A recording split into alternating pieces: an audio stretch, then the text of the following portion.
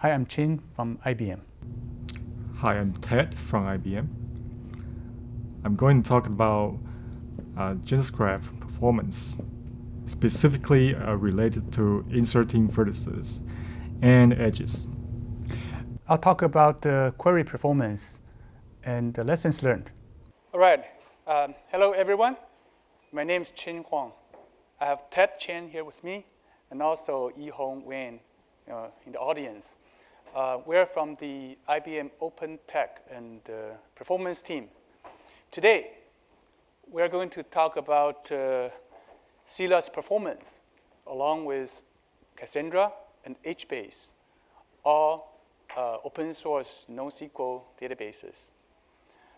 This is in context of using them as a storage backend for a graph database.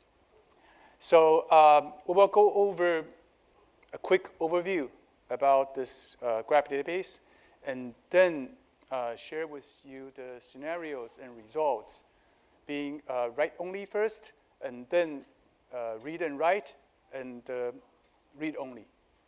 Then we will discuss our lessons learned, followed by Q&A. All right, Ted, go ahead. Okay, thanks, Chin. And so I will start with a quick overview of what JanusGraph is. So how many people have heard JanusGraph or used it before? Okay, I see a few. Okay, very good. So for those people who don't know JanusGraph, I will give you a very brief introduction of what JanusGraph is. So JanusGraph is a highly scalable graph database. It's open source and it's optimized for storing and querying large graphs. JanusGraph stores graph in a JSON list format, which means that a graph is stored as a collection of vertices along with their edges and properties. The data storage layer for JanusGraph is pluggable. The most commonly used one is Cassandra and HBase, but we want to add Scylla to the mix. So the workload we used, there are three. The first one is inserting vertices, which is write-only. And the second one is inserting edges, which is a mixture of read and writes. And the third one is a query. The query is mostly read. Our test environment will be clusters rather than standalone servers. Okay, so let's take a look at the performance test environment. So our server is very powerful. It's probably more than the requirement of any of the database here. So it's got 28 cores and 384 gigabyte of memory. It's got 10 gigabit network, and it's got RAID 5 SSD, and the operating system is Ubuntu 16.04. We use a lot of open source tools for our testing. So, for example, the JMeter, we use it for sending queries. And Mmon, we use it for monitoring and doing a system performance analysis. And we also use Visual VM. This is for Java profiling. And we also use this online tool called GC Easy. This is to analyze the garbage collection performance. Next one, we have the Prometheus and the Grafana. This one is specifically for monitoring Scylla. And then we finally we have our own homegrown tools for generating graph data and also doing the importing. Okay, so let's take a look at the performance test topology. In the middle, we have JanusGraph. The JanusGraph is connected to the database backend in the bottom. So for each of the database here, Scylla, Cassandra, and HBase, we set up a 3-node cluster for each of the database. And then on the top, you will see it's our load injector. And for the insert and update scenario, we use the Java API to drive the workload. And for the query workload, we use the REST API to drive the workload. Okay, so let's jump into the performance result of our first scenario, which is inserting vertices. So for this test scenario, we use our own tool to generate 40 million of vertices. Each vertex has 2 properties, and then we save all of this data into CSV files. And then we use our own driver, own tool, to insert those vertices as quickly as possible into JanusGraph. So as you can see on the right-hand side, the chart actually compared the throughput of the 3 database systems. The bar actually shows the throughput, and the blue line shows the CPU utilization of each database. So as you can see, that ScyllaDB has the highest throughput. It's 272,000 vertices per second. And it actually did very well out of box. We didn't have to do much of tuning. But because it did very well, so we have to spend a lot of time to tune the HBase and Cassandra to make them look better also. But still, HBase comes in the second, and Cassandra got the lowest throughput. When we look at the CPU utilization for ScyllaDB, it tends to use a lot of CPU. But later on, we found out that this CPU utilization may be a little bit misleading. My colleague Qing will explain a little bit more in the lesson learned session. On the other side, the HBase used very little CPU for some reason. Now, we did try to do some vertical scaling by putting more region servers in the same server, but that didn't help to improve the throughput. Okay, so let's take a look at our second scenario, which is inserting edges. So the edge is based on the previous generated vertices. So we randomly pick 30 million pairs of vertices, and we just enter 30 million edges into them. So each edge will have 1 property. And again, we save all this data into a CSV file first. And then we use our importer to drive the workload to insert the edges as quick as possible into the JanusGraph. The chart shows similar result. So again, ScyllaDB has the highest throughput, and then the HBase comes in the second, and then Cassandra got the worst result. And this scenario is the mix of read and write, and maybe the ScyllaDB and HBase they perform differently, or so the result looks very similar to the previous one. Okay, next we will have Qin to do the query performance. All right, I'm going to talk about the query for performance here. The data set is a little bit different from the previous one because the purpose here is trying to simulate a real live application in graph, right? Rather than you go there and search for a user by its ID and return very short name. That's not the purpose here.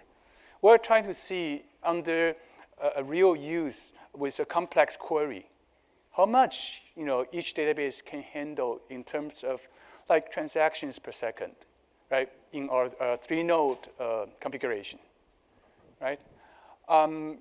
Here I have users and the tweets. It's a Twitter-like application, okay? I have users and tweets as vertices. I have all the actions as the edges, all right? So look at this query. In traditional database, you will see select with a number of joins, okay? But here in this language, I'm going through a user to another user to a tweet and back to a user. So that is to find my followers who have retweeted any of my tweet, okay? So I used actually random 100 users in my database to do this query so that the data is used and returned will be different, right? We wouldn't reuse the same data all the times. I have shown the 2 charts here. On the left is the TPS. On the right is latency. Here you see at lower volume with 100 concurrent requests, Scylla performs slightly better than HBase. Cassandra actually came in third. Once we increase the volume to 400 requests, Cassandra actually caught up to HBase, and Scylla become the clear leader, right? And then we increase more to 1,000 concurrent users. As you can see, HBase started to show saturation, right? It doesn't increase much in terms of the TPS.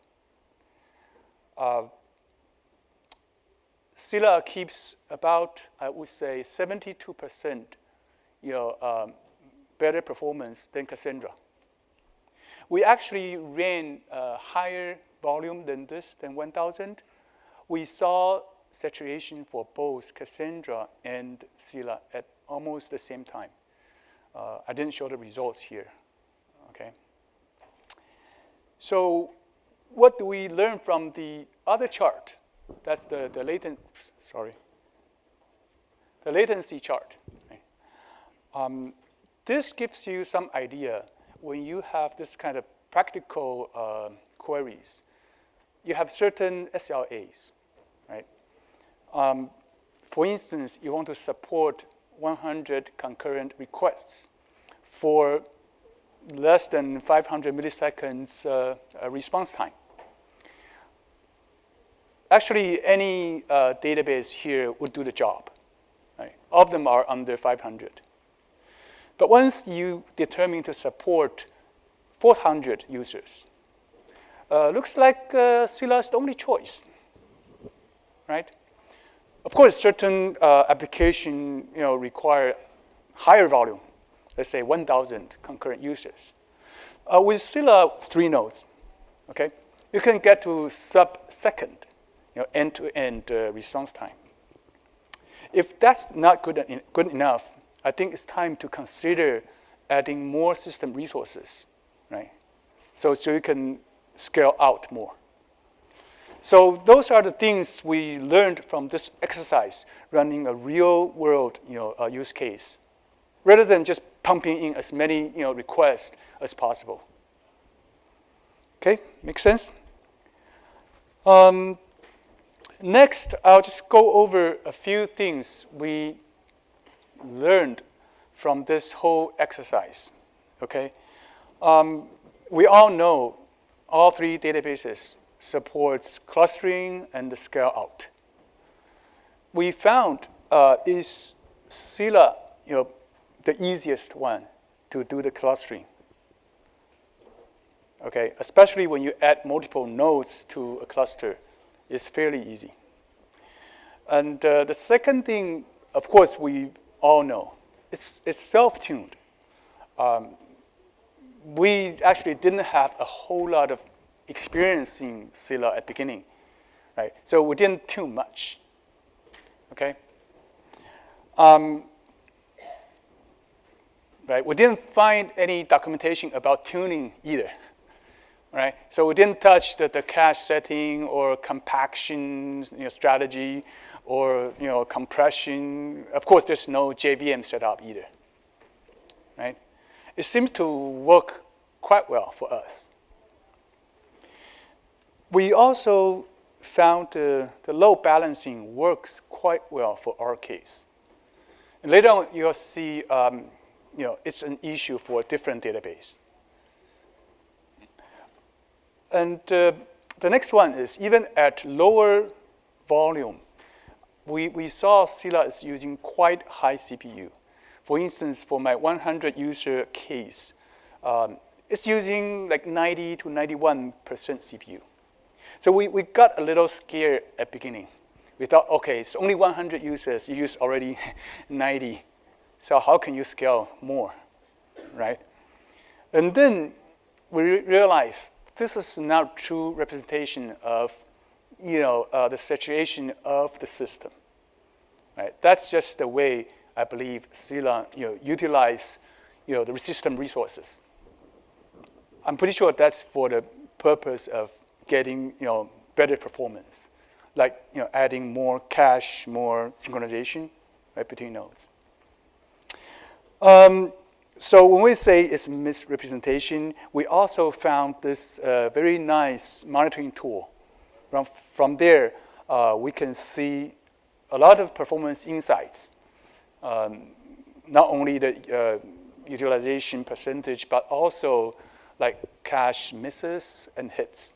Because based on that, you can determine what else could be changed. If it's not using your cache, maybe something is wrong. Okay. Since we already had the Cassandra driver and also HBase driver working with JanusGraph, we thought, okay, with Scylla, what do we need to do? The answer is nothing, because Scylla supports Cassandra driver. So we found that's very, very useful for our use case. Right? We all know Cassandra. You can tune a lot of knobs, right, to set up the cache and this and that. Additionally, we found it's a little bit of work to get all the new nodes into a cluster. It's due to the bootstrapping. There's some sort of a timing you have to get it right. Otherwise, the node may not work properly. We did see a smaller footprint for Cassandra. So that makes us to think it might work better with smaller systems than what we have used, right, for this exercise. Maybe more of smaller system will work better for Cassandra. As for HBase, the most interesting, I would say also challenging part, right, is to get the load balanced between nodes. They have this region servers. Right? Each will handle a number of IDs, for instance. Oftentimes, we insert records, and it's somehow not evenly distributed onto all the region servers. You guess what? Performance is bad. Right? We actually ended up having to reload the data several times. Maybe there's some tricks we need to do, but eventually, we spend time to get the load balanced. Another thing we also had to do carefully is to tune the cache configurations for each base to get the better throughput. Right? So based on our experience and our findings, we believe Scylla gives us the best performance. Additionally, it requires the least amount of administration and also tuning. It's not officially supported by JanusGraph, but we would definitely recommend it an excellent choice of storage backend back to our community. Right? So that's all I have today.